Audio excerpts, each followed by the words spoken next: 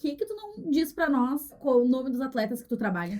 Boa pergunta. Por que eu não divulgo o nome dos atletas de futebol que eu trabalho? O que acontece?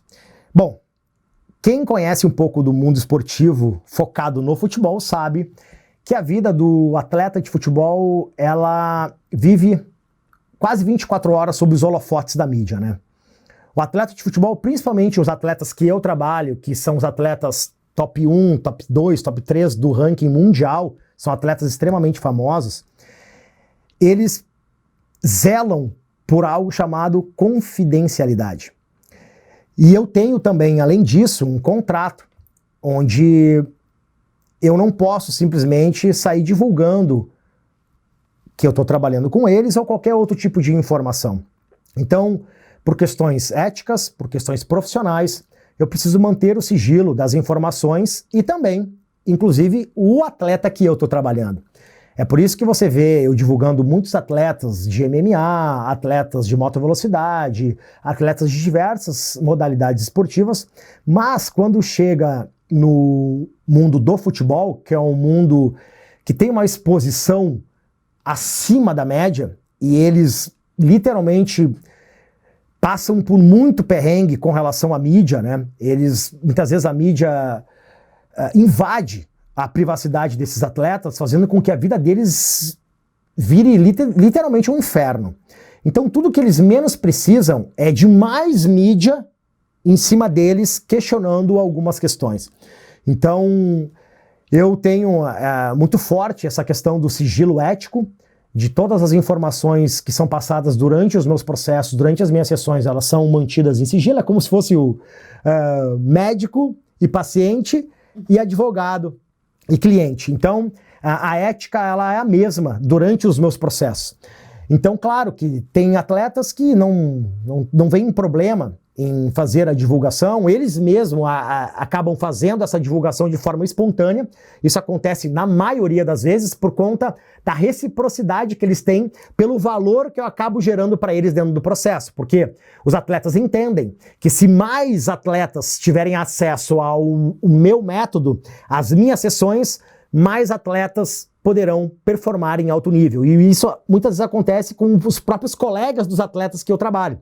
O atleta que eu estou trabalhando tem um colega que está passando por algum tipo de desafio e ele sabe que o meu conteúdo, ele sabe que o método que eu desenvolvi vai poder ajudar ele. Então ele tem essa visão global de poder divulgar o meu trabalho. Não que os atletas de futebol, atletas de elite do futebol que eu acabo atendendo, não tenham o mesmo sentimento.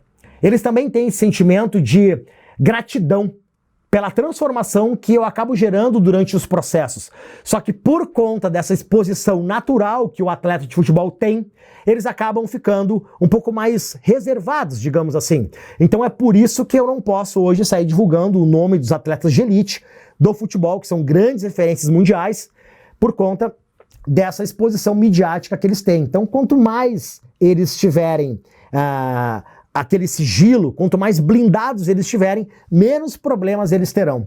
Então, esse é um dos principais motivos. E tu acha que a confidencialidade afeta o resultado do processo?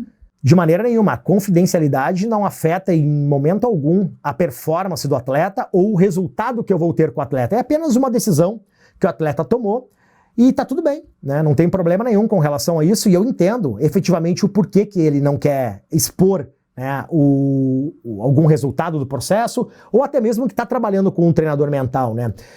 Antigamente até era um pouco mais forte o preconceito com relação às pessoas que trabalham com a parte mental. A pessoa, o atleta, tinha aquele estereótipo, né? Aquele dogma de que, se eu estou precisando de trabalhar com um treinador mental ou com um psicólogo, é porque eu estou com algum problema na cabeça, né? Só que isso está ficando para trás cada vez mais hoje. Os maiores atletas e os maiores nomes do mundo esportivo hoje deixam bem claro, né, que se existe um treinador para a parte física, precisa existir um treinador para a parte mental também. Então, cada vez mais a gente está evoluindo.